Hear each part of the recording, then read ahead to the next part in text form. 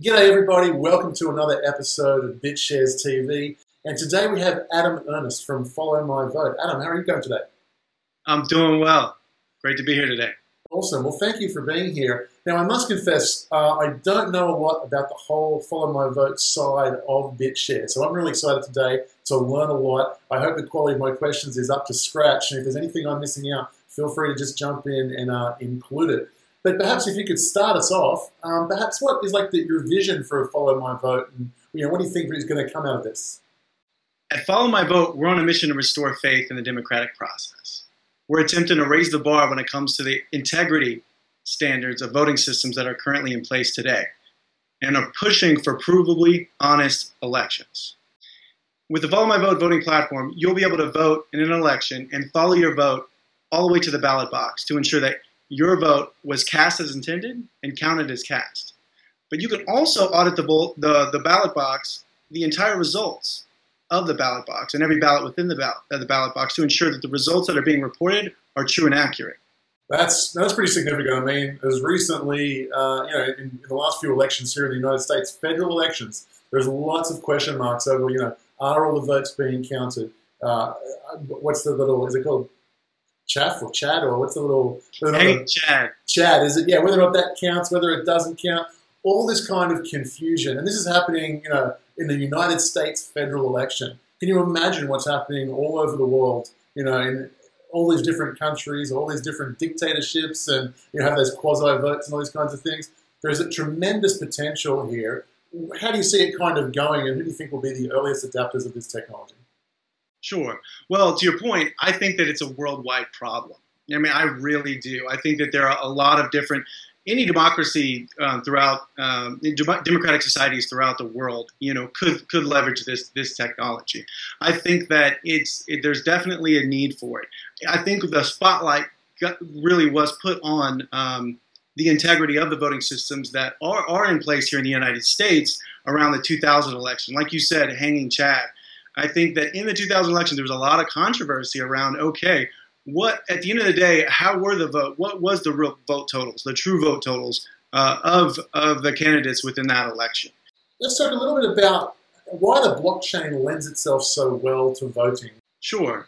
So, of course, when you think of a blockchain as a database, or a transaction ledger, or a database, the decentralized nature of a blockchain and a way to store votes in a secure way that is irreversible really makes it a really good fit.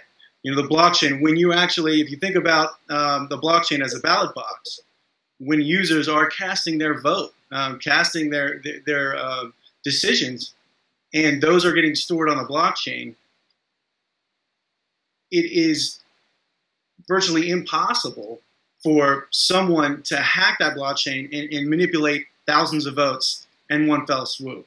It really addresses the legitimacy, accusations of the current voting systems that are in play.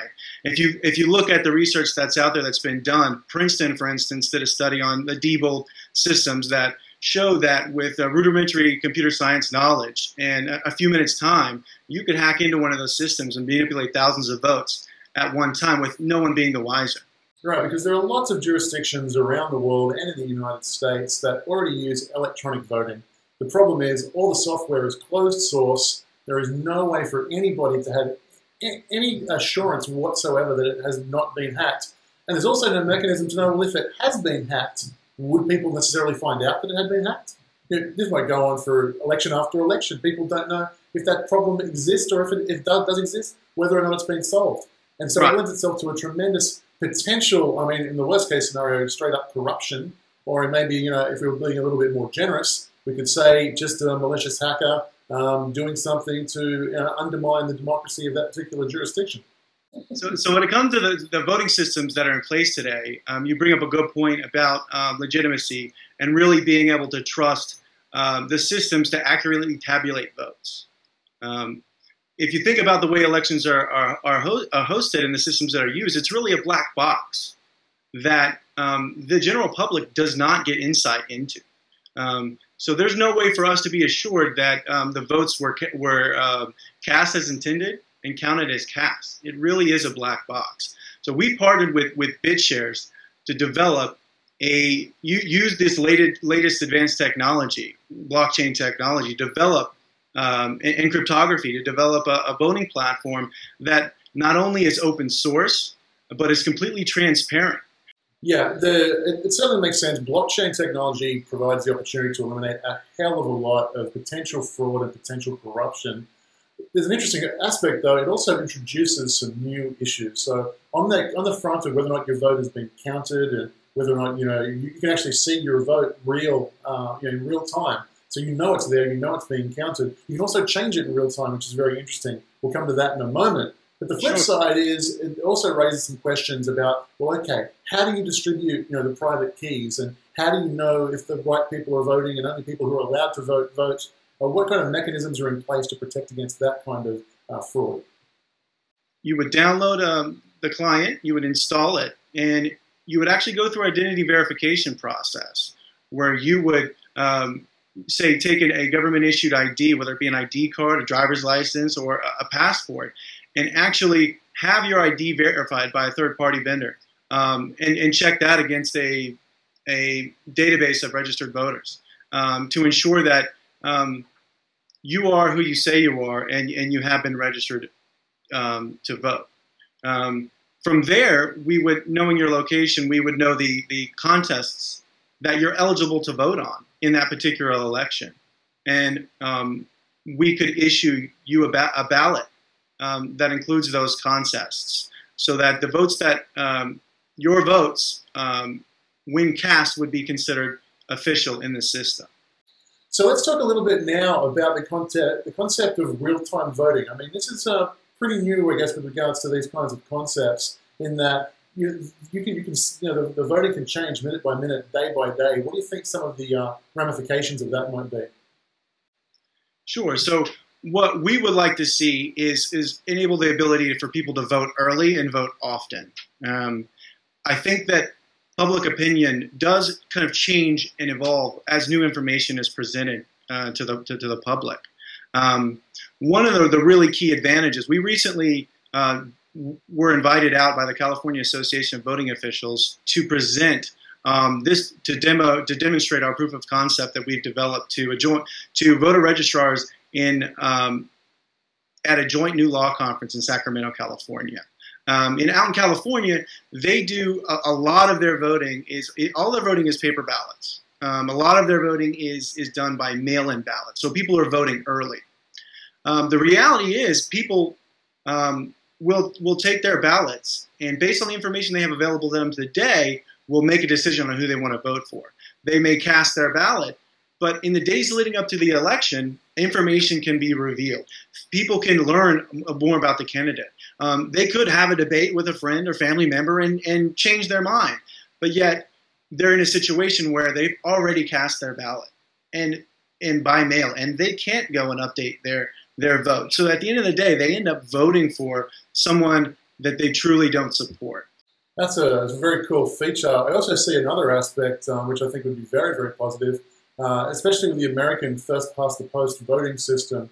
There is very much that narrative that, well, you can't vote for a third-party candidate. That's like throwing your vote away. And right. So we see that the debates are very much controlled between the two major parties, the Democrats and the Republicans. They have these elaborate processes to pick their sponsored candidate, and then over and over and over again we're told, don't waste your time going for a third-party candidate. Choose one of the two people that this process has selected for you. I think what this process allows people to do is to vote early for a third-party candidate, and they can always, in the day before the election, finalized, they can always change their vote to one of the two major ones that everyone has chosen from. But they can let the community know that there are people out there supporting these third-party candidates. Probably I would argue the two biggest reasons that voter turnout is a problem, or holding people back from actually getting out and voting. I would say number one is that there might be challenges or reservations or time constraints, which means they can't actually get there. And number two, there's a lot of thought in the community, I would argue, that there's like, well, who's to say my vote's counted now anyway? Yeah, I'm really glad you mentioned that. I mean, those are, I think, the two key things and two major value propositions that we want to focus on. So we've talked a lot about the politics aspect of the voting system that you're proposing. and currently building. But what about, there's lots of non-political issues. So there's lots of big organizations that do vote. So, companies have shareholder meetings, and there's non-profit organizations, homeowners associations, the Rotary, the Lodge Club, etc. There's all these different organizations that need voting mechanisms. Is this something that's suitable for them, and how would it work in that situation? No, absolutely. So another great point you mentioned. So when we were out in California and demoing our solution, that was one of the suggestions that was made by someone in the crowd and said, look, have you guys looked into some of the other use cases for this technology, whether it be public opinion polling, something like, you think of Gallup or, any of the other major polling companies out there that look to gauge public opinion on various issues. This technology could be used to do that. Of course, the perfect use case for something like this would be the Bitcoin Foundation. Next time they're voting in members, they could use this software, the BitShares software, and the Follow My Vote system to actually vote in members. Another way to use it might be let's say there's some controversial aspects about the Bitcoin code, whether or not certain aspects of the code should change. They could use this system to actually decide whether or not those things get into the protocol or not. To your point, proxy voting, for corporations to elect their board members. This technology has a lot of different use cases. Think about debates, in public primaries. Have you ever watched, and you've seen kind of at the bottom of the screen, when people are making statements and people are casting their vote, their sentiment, for or against their statement and how that made them feel. This could be used to kind of track public sentiment during debates. Absolutely. Let's say I am any one of those people, be it a government, an organization, a non-profit, any of those things, and I want to get involved with this, I want to use this technology. What would be the steps I would need to take? Right now, we're working with BitShares to finish the 1.0 version of the voting platform that we've been working on. What our initial plan is to release this voting platform to the public as a polling application so that people can get introduced to it, so that people can actually see what we're all about, see how it works, and actually create polls of their own. If anyone's interested in doing a research study, whatever the case may be, they can create a poll and create engage public opinion. We can also allow people to, if you can create a poll, you can create an election, yourself. And people will undoubtedly use this for parallel elections. They will say, I may be interested in creating my own election and running an election in parallel to the government-sponsored elections that are going on year after year, and see if they can entice enough voters to use their system. Who knows? One day in a parallel election, we may be able to get more votes in this system than in the legitimate system, the one that's being actually backed by the government. Do you have any final thoughts that you'd like to share with us about Follow My Vote before we wind up? Yeah, actually, be sure to visit Follow My Vote and follow along with us as we continue to go on this journey and fight the good fight and really work to ensure that we have, one day, we'll have provable, honest elections here in the United States. That's awesome. So what's the URL you'd like them to go to? So check us out at followmyvote.com. We're also up on Twitter and Facebook. We have fan pages there as well that we really appreciate your support. Awesome. Adam, thank you so much for joining us. Thank you. I really appreciate the opportunity to speak with you guys today. Guys, I hope you've enjoyed this video. If you have, go ahead and give it the thumbs up. Subscribe to us on YouTube. If you're watching us at bitshares.tv, feel free to drop in your email address. We'll email you whenever we make future episodes. Go ahead and share this on Facebook, Twitter, and anywhere else you can think of. We'd love to get the word out there about these exciting projects. Thanks for joining us, and we'll see you next week.